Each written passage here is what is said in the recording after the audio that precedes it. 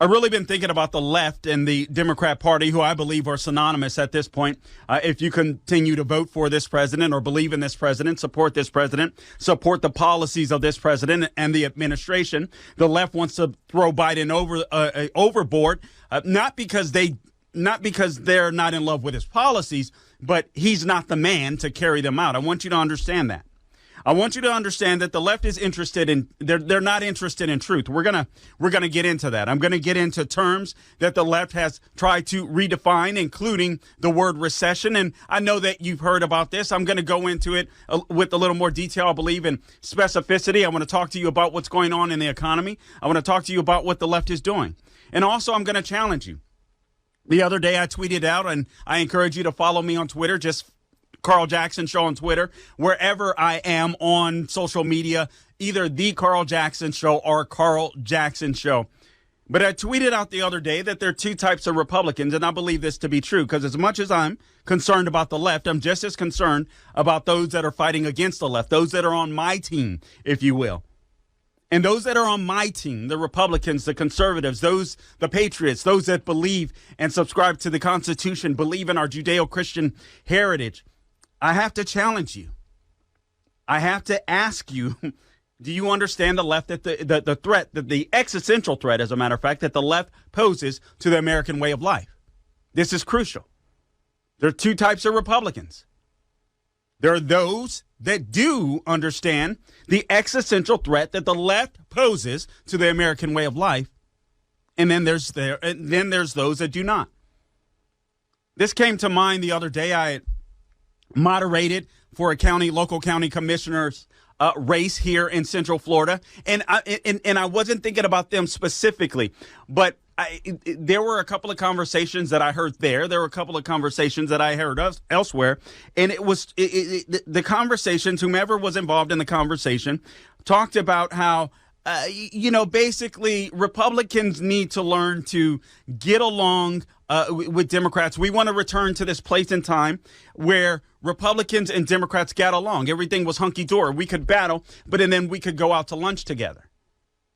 Now, I'm going to share something very personal with you. I went through a custody battle. I think you guys know this. I've shared this before, I'm pretty sure, on the Dennis Prager Show. I went through a custody battle for my lovely daughter, and it was very hard. I was very young at the time, but I was determined that no one was going to tell me what type of father I could be and how much time that I was going to spend with my daughter. And this was before Christ, all right? So this was BC. This was before Christ. But I want you to understand that I had to make a determination there. What type of father I wanted to be and what type of fight I was willing to put up in order to be a father. Thank God I had a family friend in my life, Alex Ortiz, that would constantly tell me, Carl, the squeaky wheel gets the grease, and you're going to have to be, if you want to be a father, because he had gone through a custody battle himself, if you're going to be a father, you've got to be prepared to be disliked. You have to be prepared to be nasty. That wasn't my personality at the time. I was, I guess you could say, or at least I thought I was at the time, I was in love with my daughter's mother. I wanted to marry her. We had both lived a crazy lifestyle. We were both heathens, just being real, just being completely honest with you. But I came to a point where Christ was changing my heart. And so I wanted to be a father. I wanted to make this happen. She had different plans. A bunch of chaos had broken out. I mean, things that you wouldn't believe. I felt like I was in an episode of Stranger Things or on a Dukes of Hazzard episode, even being attacked by some people that had come to my aunt and uncle's house and chased me down in a car in an attempt to kill me, basically. It was absolutely insane. But even through all of that, I would go back wishy-washy. How do I feel? How do I feel? Oh, man, what if we can salvage this and salvage that? And, and constantly I had this friend speaking in my ear, Carl, the squeaky wheel gets the grease, and you have to be mean and you have to be nasty right now. But after you go through your custody battle, after you win, for the sake of your child and for the sake of having harmony as best as possible, with the child going between a couple of homes, then you become this nice guy again. Guys, I'm here to tell you, if you consider yourselves a Republican, I was thinking about this. I don't know that there's a such thing per se as a moderate or a rhino. I do use those terms oftentimes because it's just easier when we're talking about politics to describe those Republicans that don't have the type of fight that I see from myself, that I see from a Dennis Prager, that I see from colleagues at Salem. But we have to understand the times that we're living in. And I think a lot of Republicans still, to date, don't understand the times that we're living in, and they don't understand who our enemy is. And I know you don't want to I know you don't want to talk about Democrats necessarily as enemies, and perhaps if they're your neighbors or family members and so on, et cetera. I don't want you to.